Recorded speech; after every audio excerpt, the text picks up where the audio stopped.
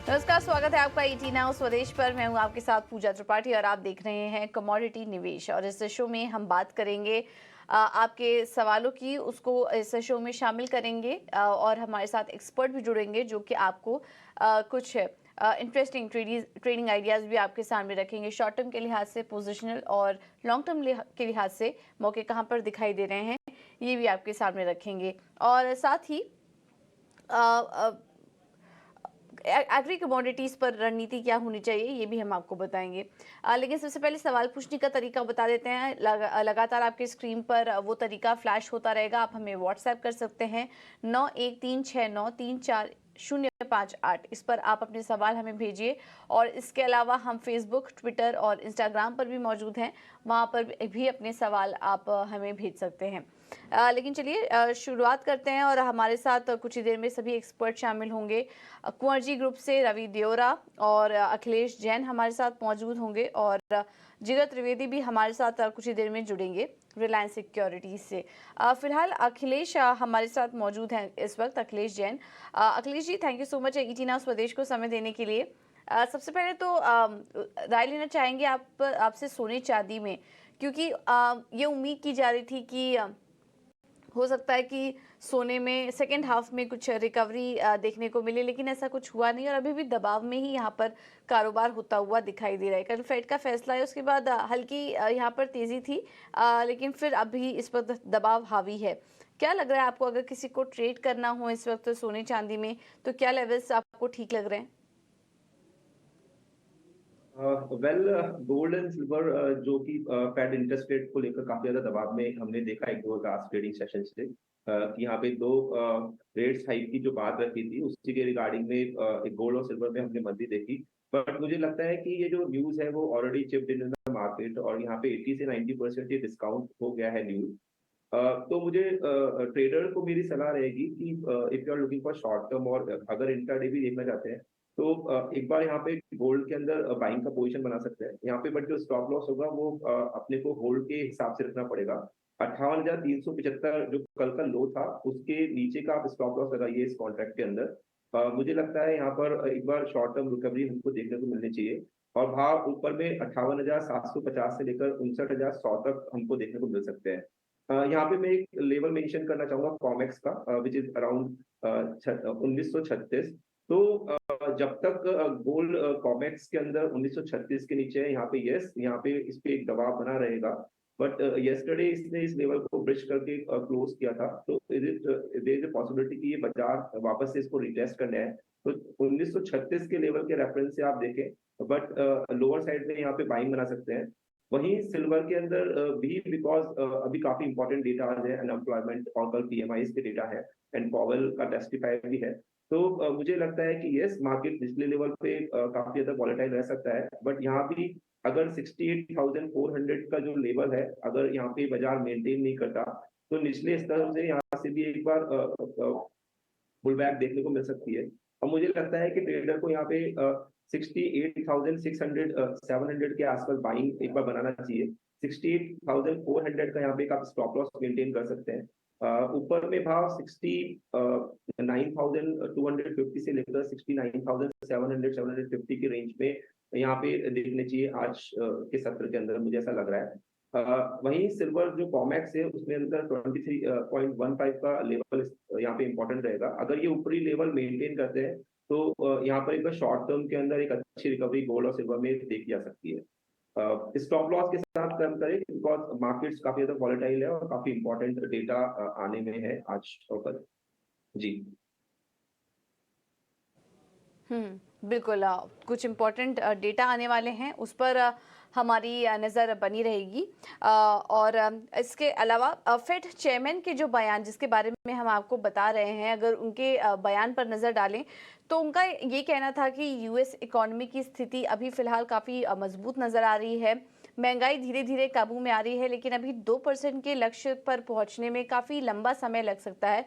और जब तक ऐसा नहीं हुआ तब तक वो ब्याज दरों में बढ़त जारी रखेंगे। अभी कटौती का फैसला यहाँ पर जल्द ही नहीं लेंगे जब तक 2% का जो इनका टारगेट है वो अचीव नहीं हो जाता। हालांकि समय समय पर स्थिति का आंकलन करते रहेंगे, अगर पॉज लेने की ज़रूरत पड़ी तो वो लेंगे, लेकिन फिलहाल कटौती करने में अभी समय लग सकता है। इस बीच देखिए आपके स्क्रीन पर एक न्यूज़ भी आ रही है, बैंक ऑफ इंग्लैंड ने ब्याज दरें बढ़ा दी हैं और इसका असर हम देख रहे थे यूरोप के बाजार में। आज सुबह भी हमने उसको इंडिकेट किया था, कल भी यूरोप के बाजार कमजोरी के साथ ही कारोबार कर रहे थे। वहां पर महंगाई भी अनुमान से ज्यादा थी और अब बैंक ऑफ इंग्लैंड ने भी ब्याज दरें माफ कीजिएगा बढ़ा दी है और 25 बेसिस पॉइंट की बढ़त का हम अनुमान कर रहे थे। थोड़ी देर में अपडेट आपको देंगे।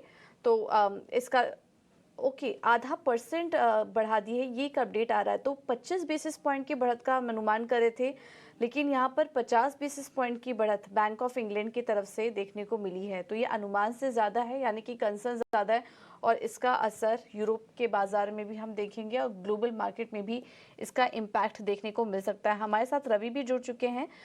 रवि, वैसे तो दुनिया भर के सेंट्रल बैंक के कदमों को हम कीनली वॉच करते हैं। अभी फेड ने तो ब्याज दरों में बढ़ोतरी नहीं की थी, लेकिन हॉकिश रहने का फैसला कहीं ना कहीं टोन उनके फैसले में नजर आ रही थी। बैंक ऑफ इंग्लैंड ने देखिए ब्याज दरों में ½ % की बढ़त कर दी है, 25 बेसिस पॉइंट का हमारा अनुमान था। ये कितना कंसर्निंग नजर आ रहा है आपको? डेफिनेटली आज जब यूके के एंड यूरोप के financial market equity markets open हुए, तब से लग रहा था कि ये हॉकिश होगा। कल इन्फ्लेशन के जो डेटा आए थे वो रीडिंग जो यूके की आई है वो काफी हायर देन एस्टिमेट थी।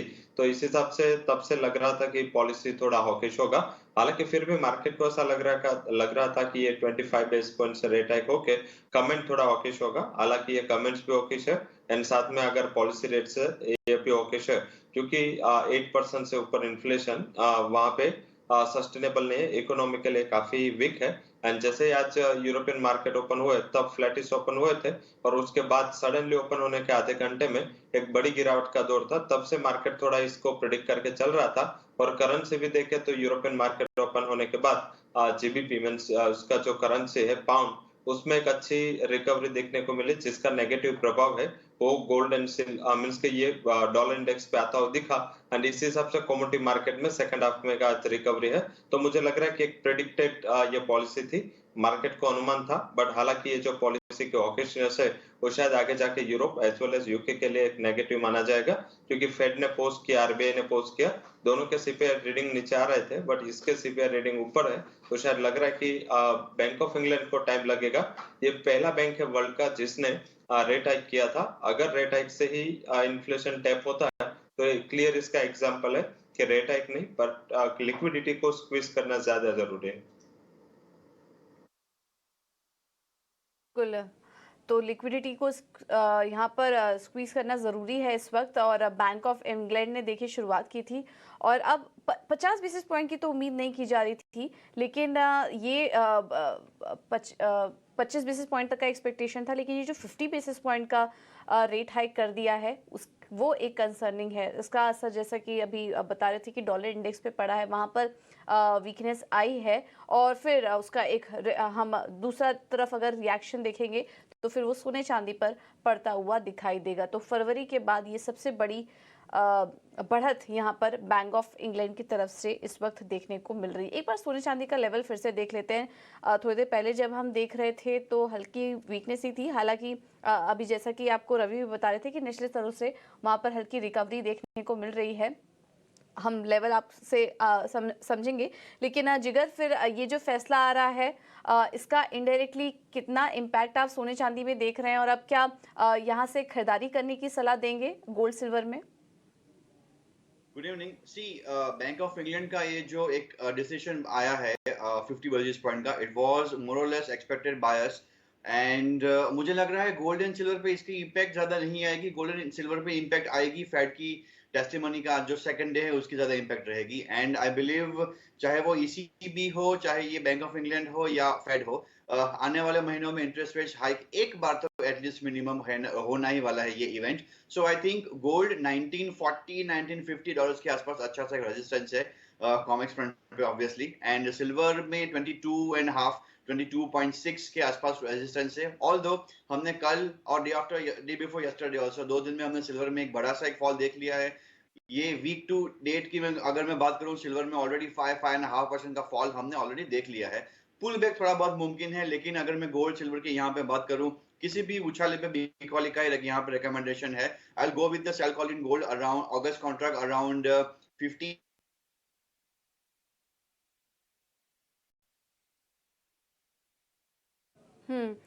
ऑलराइट, चलिए जिगर से थोड़ा संपर्क टूट गया, लेकिन उनकी रणनीति है हमारे पास। गोल्ड सिल्वर दोनों में अभी फिलहाल बिकवाली करने की सलाह दे रहे हैं। प्रेशर बढ़ रहा है तो कोई भी बढ़त मिलती है यहाँ पर बिकवाली करके चलिए गोल्ड सिल्वर में। ये है राय जिगर की।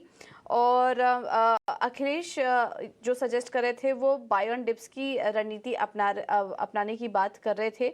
और इसके अलावा रवि की तरफ से भी जो रणनीति आई है गोल्ड और सिल्वर में वो हमने आपके सामने रखा। तो इस वक्त ये एक बड़ा अपडेट आ रहा है ग्लोबल मार्केट से, और वहाँ पर बढ़ोतरी के बाद ब्याज दरें 15 साल की उच्चतम स्तर पर पहुंच चुकी है। तो ये तो एक करंट अपडेट है ही। इसके अलावा जैसा कि अभी जिगर आपको बता रहे थे कि फेड के टेस्टिमोनी पर नजर रहेगी, आज दूसरा दिन होगा उसका, देखना होगा वहाँ पर और किस तरह के बयान निकल कर आते हैं। तो चलिए, ये तो गोल्ड और सिल्वर पर पूरा डिस्कशन हुआ, लेकिन अब बात करते हैं कच्चे तेल की। और यहाँ हम देख रहे हैं कि यहाँ पर भी फिलहाल तो दायरे में कच्चा तेल कारोबार कर रहा था और हमने $77 के पास देखा था। अभी करंट लेवल आपके स्क्रीन पर लाने की कोशिश करेंगे कच्चे तेल में।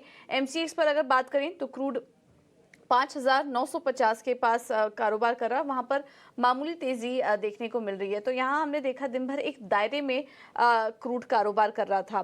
अखिलेश जी, आपसे समझना चाहेंगे क्रूड में किसी को ट्रेड लेना हो तो फिर आपकी सलाह क्या होगी?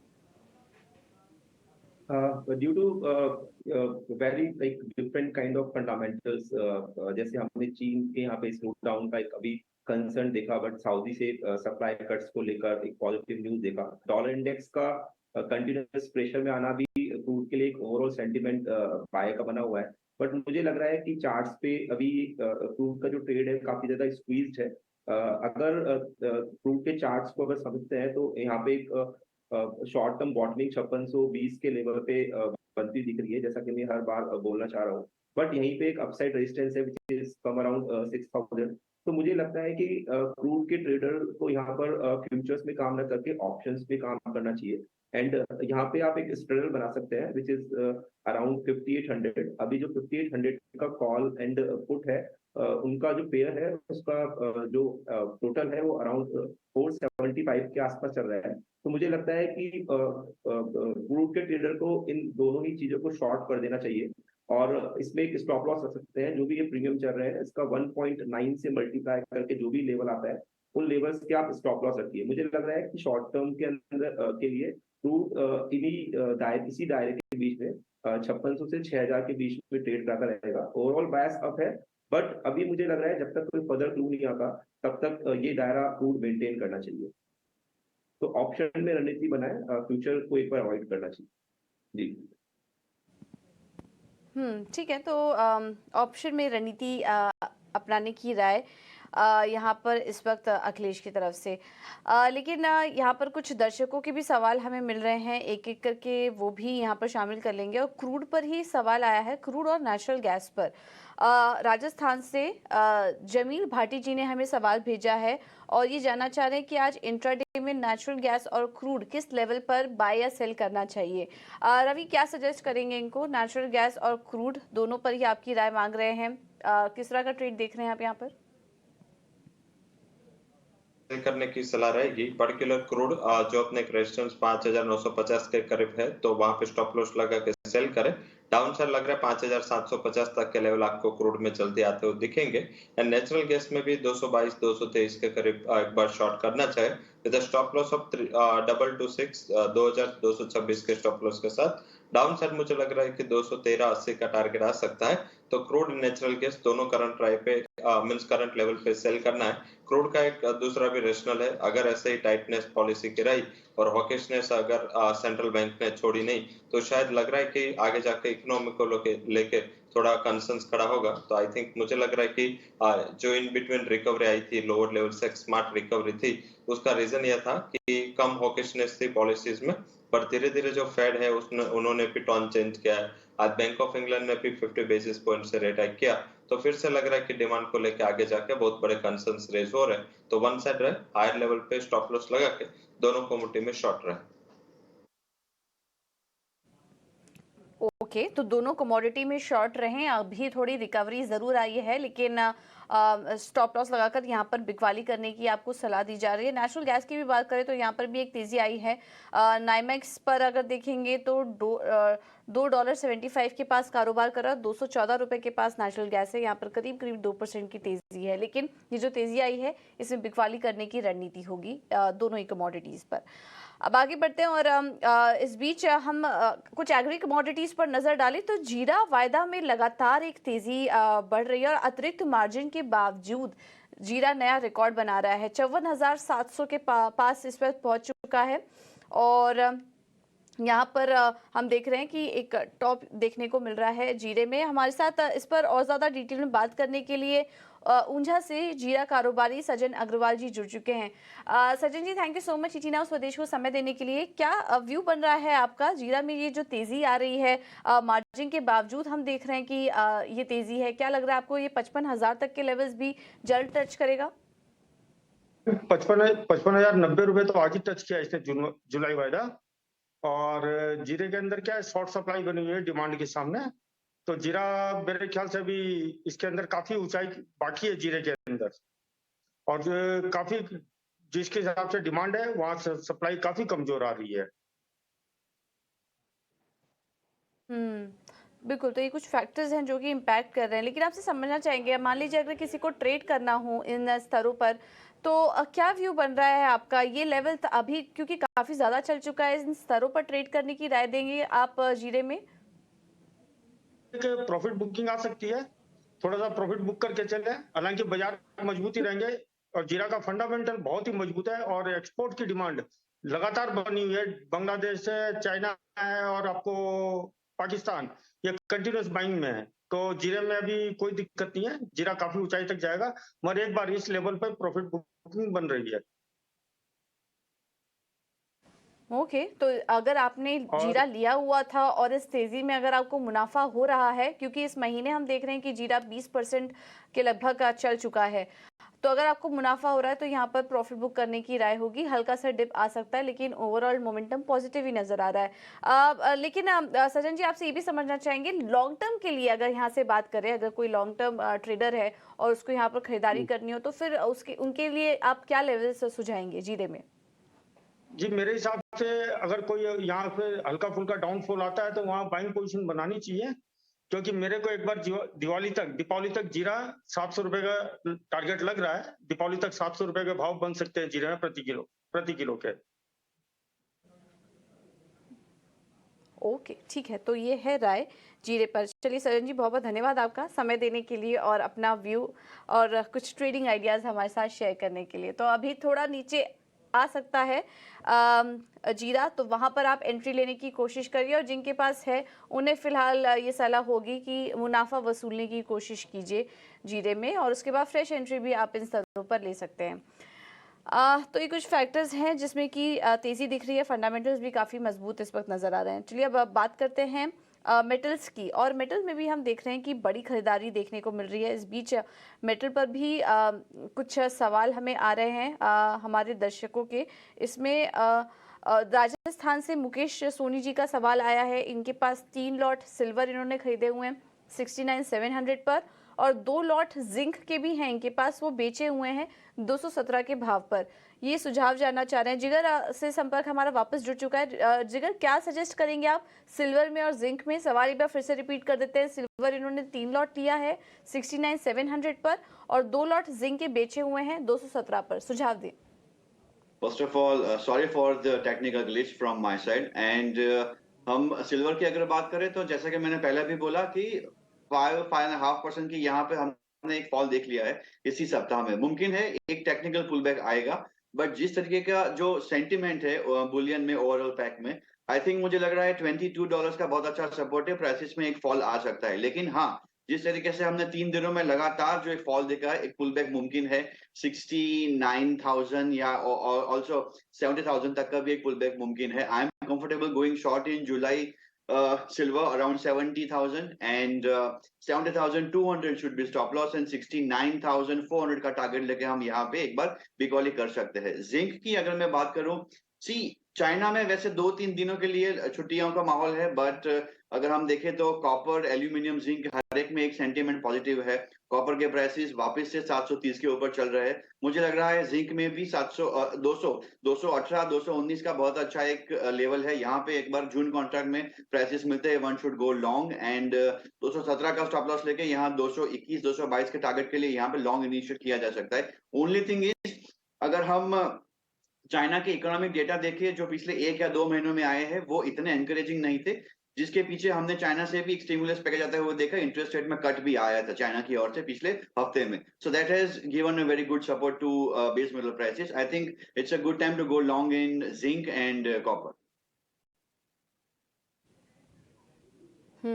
ओके, तो ये है व्यू जिंक पर और कॉपर पर भी आपको राय दे दी गई है, और इसके अलावा सिल्वर पर भी आपको ट्रेड सुझा दिया गया है। एक सवाल अभी जीरा पर, क्योंकि हम डिस्कशन कर रहे थे, एक सवाल जीरे पे भी आया है। आसनसोल से प्रशांत जी ने भेजा है, इनके पास 77 लॉट जीरा इन्होंने खरीदा हुआ है 43,155 पर। क्या करें, काफ़ी शानदार मुनाफा इनको इस वक्त हो रहा होगा। और जैसा कि अब हम थोड़ी देर पहले बात भी कर रहे थे, जीरा रिकॉर्ड हाई पर कारोबार भी कर रहा है। अखिलेश जी, आपसे समझना चाहेंगे जीरा पर ये जो तेजी आ रही है, आपका क्या व्यू बन रहा है और इनको क्या सजेस्ट करेंगे? शानदार मुनाफे में है ये।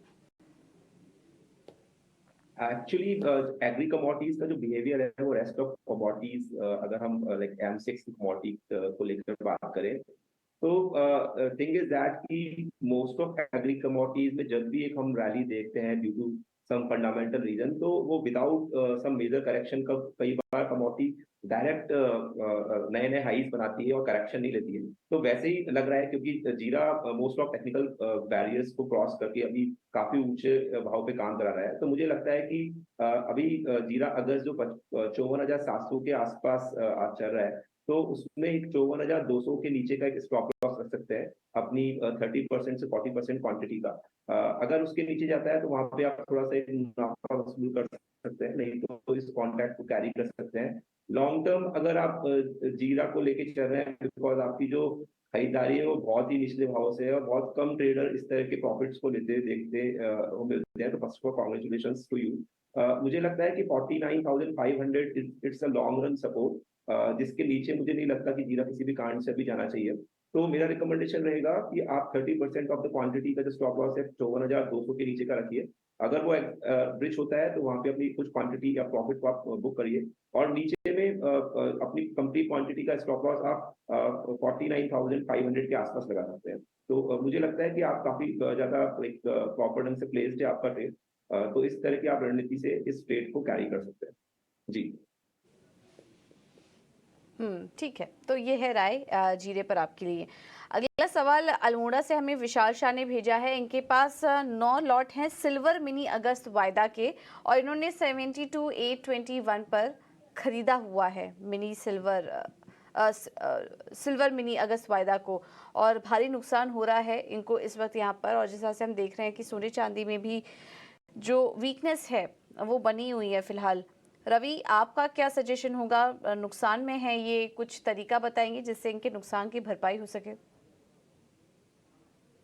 से वहां पे ऑप्शन से आप एक नुकसान से निकल सकते हैं। उसमें क्या कर सकते हैं कि at the money, near the money जो ऑप्शन है उसको बेच के मींस उसका प्रीमियम है वो आप कैप्चर कर सकते हैं। आपने हायर लेवल पे बाय किया है तो आई थिंक शायद ये हो सकता है। आपका कॉस्ट का भी आप एक बार क्या करें कि 72,000 का आपका बाय है, तो 70,000 के जितने नजदीक मिलता है तो वहां पे एक शॉर्ट कवरिंग पे वहां पे कॉल बेचते रहे, तो आपका जो कॉस्ट है वो कम होता जाएगा। डायरेक्टली 70,000 के फंडामेंटल अभी मार्केट में प्लेस नहीं है, बट मुझे लग रहा है कि प्राइसेस में जो 5-6% की गिरावट है, जैसे जिगर ने भी बात की, मुझे लग रहा है कि यहाँ से रिकवरी आनी चाहिए, और रिकवरी शॉर्ट कवरिंग के रूप में आएगी। कोई बड़ी तेजी के चांसेस नहीं है, क्योंकि इंटरनेशनल मार्केट में सिल्वर का सपोर्ट 22-30 के करीब है जो अभी ब्रिज नहीं हुआ है।